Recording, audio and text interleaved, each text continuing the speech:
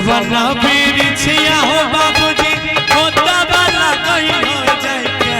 सुन कहीं के आना ना मारे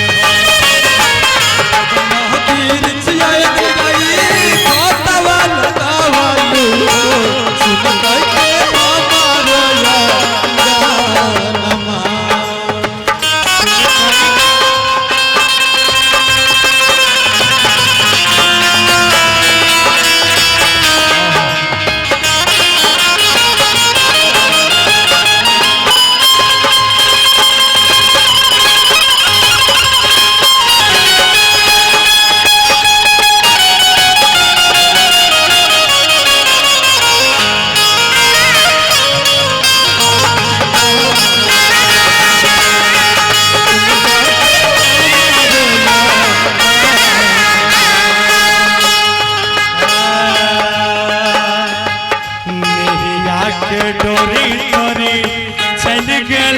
चोरी चोरी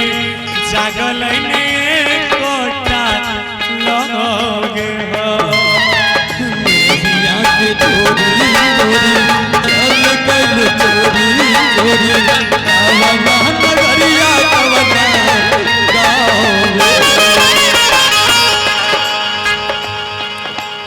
कि नहीं आके डोरी तोरी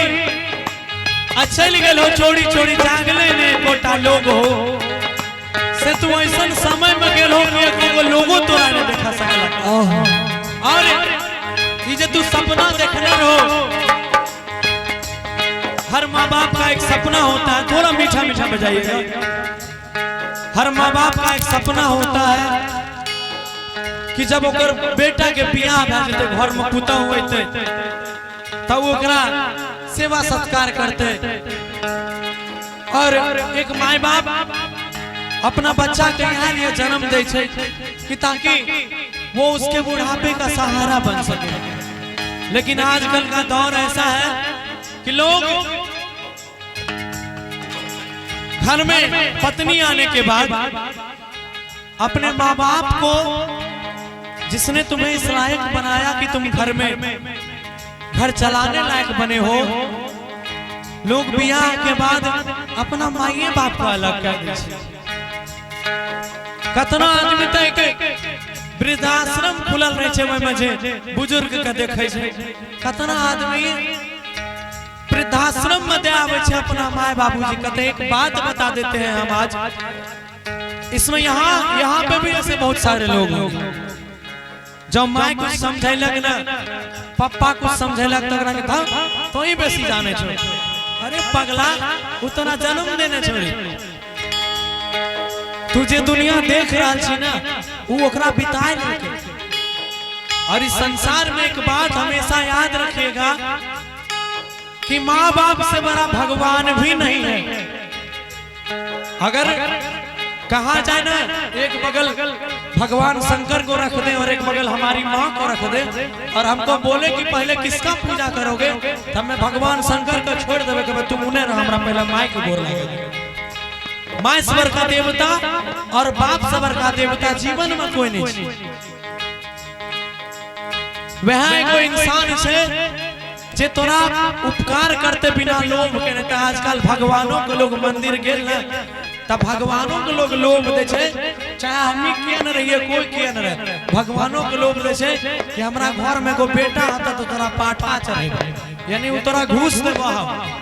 तोरा मिठाई चढ़ेबा गैस लेल के पहले कि भगवानों अभी लोभ में छे एकरा बेटा जन्मत हमरा पाठा देते ये सब संसार की मानसिकताएं हैं असल में ना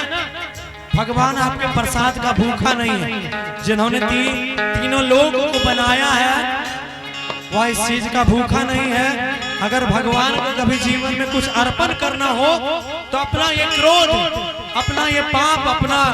जो मन में आपकी बुरी भावनाएं आती हैं भगवान को कहिए कि भगवान हमसे ये ले लीजिए आपको प्रसाद नहीं चढ़ाएंगे मेरे मन में जो बुरी बातें हैं हमसे ये ले लीजिए तो कहे छे वो बेटा पिता के दर्द में छुपे चोरी चोरी चला गेल छोरी छोरी जानल ने को को लोग हो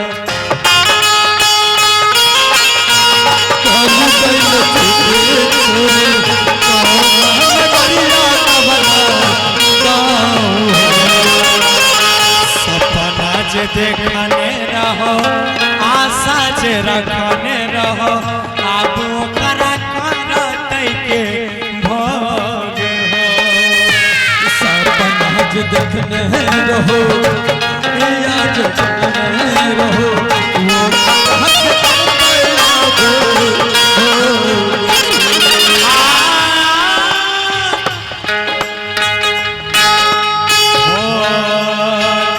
चुपे चोरी चोरी चला गेलो डोरी तोरी जागल ने कगो लोग हो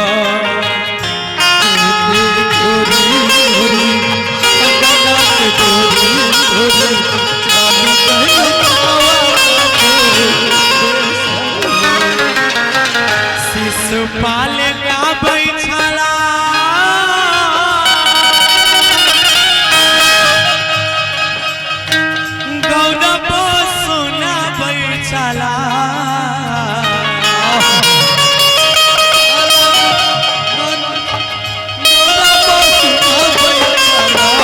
शिशुपाल गाबै छला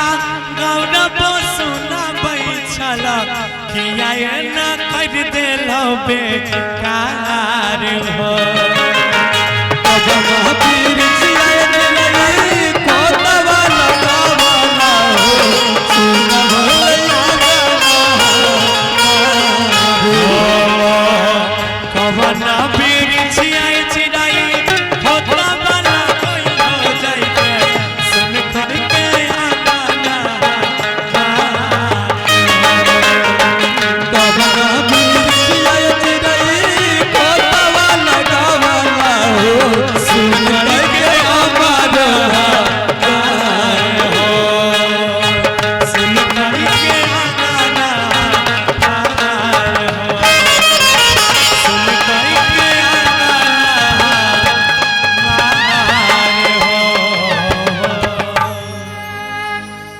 अच्छा लगले तो एक बार ताली बजा दो सबको।